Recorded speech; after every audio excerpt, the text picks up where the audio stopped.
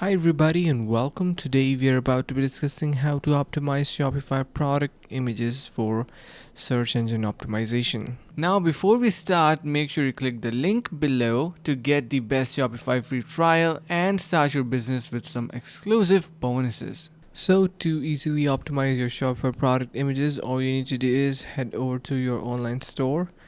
And actually, before you dive onto there, you're gonna head over to your products and make sure you simply head over to a product.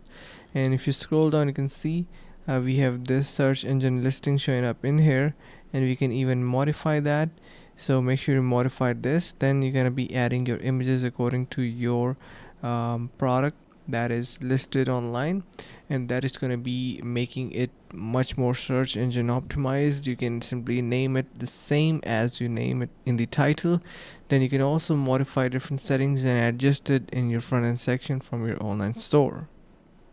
And hope this video was helpful. Finally, make sure to click the link in the description below to take advantage of our exclusive Shopify free trial to start your business right away.